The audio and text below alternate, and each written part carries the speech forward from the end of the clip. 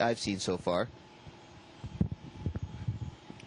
As for me, what I'll say is what really catches my attention is when you look down on the Earth and you look down on a lot of heavy thunderstorms going on at night. It's amazing how much lightning there is out there. It's unbelievable to look down on a whole country where you have some bad weather and they're undergoing some heavy storms, and to see it from above and see the way the sky just lights up with the lightning is just really incredible. And I think for me, what's been most impressive is when you're looking out a window and it's very dark outside, and all of a sudden the sun starts to come up and you start to see a little bit of blue. You see the atmosphere, and it's just an incredible view, and one you can't really get on Earth. So that's been it's been great to see that happen about every 45 minutes over here. These are all really good things you get to see looking out the window up here. Looking out the window last night, just after sunset, there was another thing that caught my eye. And it was looking at the stars, how they don't twinkle because you're not looking through the atmosphere. And they actually, you can almost perceive distances, that some of them are closer, some of them are a little farther away, some are brighter, some are dimmer, and it gives space a kind of a three-dimensional feel, as opposed to when you're looking down from the Earth and they're twinkling, they all look like they were kind of painted on a ceiling.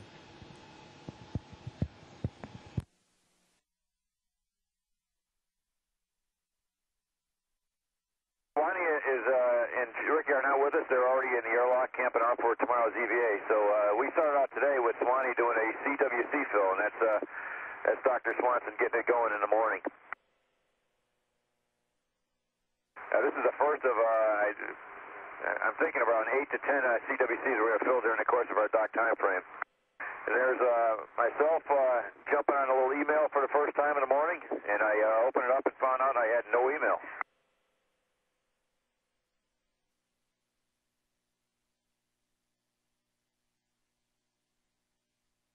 But I was excited to see Joe taking a video of me. Okay, this is John, and me and Sandy are working on the S6 unberth, and we basically had to yank the 16-pound truss straight up out of the payload bay and kind of tilt it, spin it around, and hand it off to the shuttle arm. And all this is done at very slow rates in the robot arm. It's all kind of just a few inches of clearance to get out of the payload bay and get by the OBSS, and it's a pretty slow process. And while John was doing that, I was operating the shuttle cameras on the Discovery side over here to support John's robotic operations. John uses probably about 5 different views, 2 or 3 at any given time from shuttle cameras. So it was a real good coordination between John and the Discovery today, making sure we had good views for all his robotic operations, which were quite complex from the beginning of the day.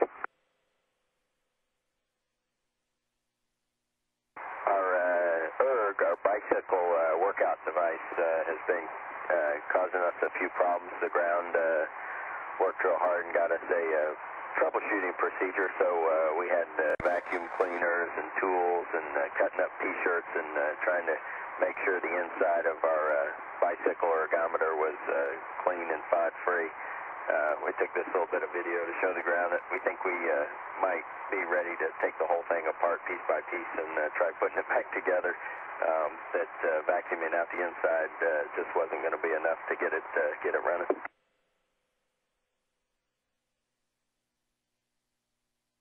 More views, I guess, as I'm supporting robotic operations this afternoon.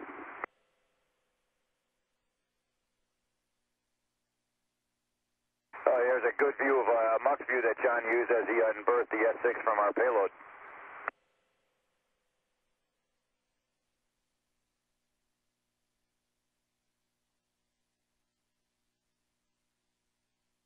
And there's just one of the beautiful views that we get out here of the truss, and it's quite the bit of art going from the station arm to the shuttle arm, and it's a handback going between one or the other of the ground. Just the whole team down there did a great job in preparing all that, and we're just very fortunate up here to have a beautiful view like that.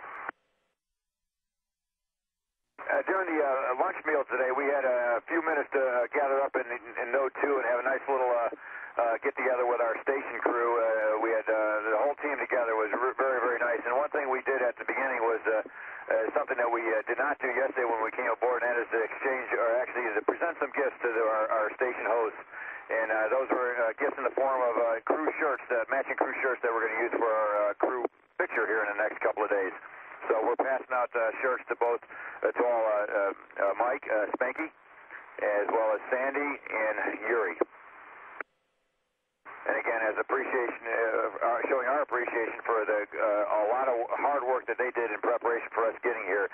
And so as soon as we got here, operations were very smooth because of all the good hard work they did. This is just a very, very small token of our appreciation.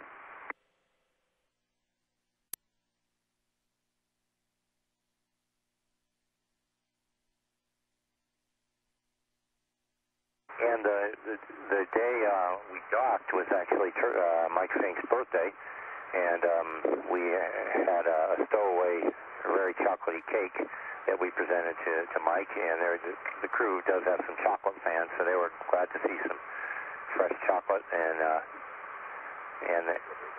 this cake was made by Marcia Ivins, I believe, and it was very good, very rich, very chocolatey. A little bit crumbly at first, but we soon mastered that and got bigger and bigger chunks.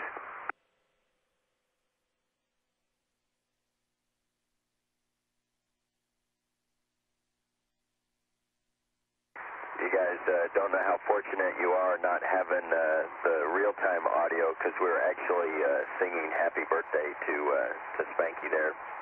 He couldn't stand it any more than y'all probably could. That's why I think you saw him doing the flip there, was trying to do anything he could to make the noise stop. Eventually the song ended, and we got the cake open and got the cake cutting and the chocolate eating underway.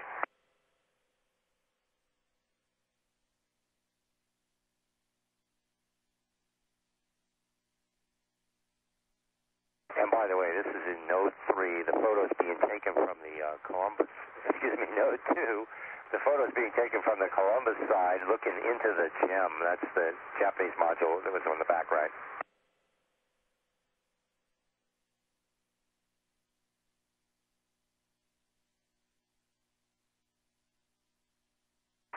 And you probably can't see it as well as we could, but Sandy was very, very happy to get that cake.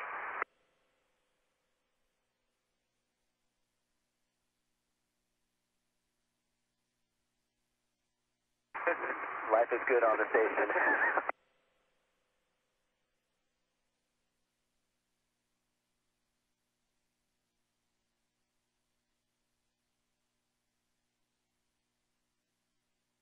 Okay, back to business here, and again, another nice shot. I believe this was taken out the pilot window of the arm as it was being moved on the MT. As you know, after we handed off the truss, the S6 truss today, we had to move the MT downstream, and that was a nice shot there.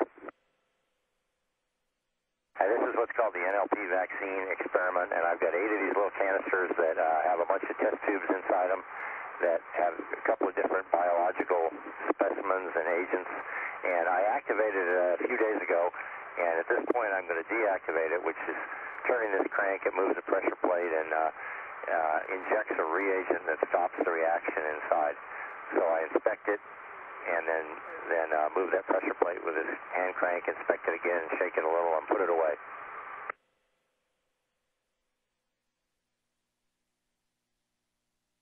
And I'm pleased to report that all 8 of these canisters were intact, and it looks like we've had a successful experiment. And what we really like is for Mr. Bob Berenson to get a good shot of that picture to show how well that John's got that mid-deck button up, just like we practiced in Building 9.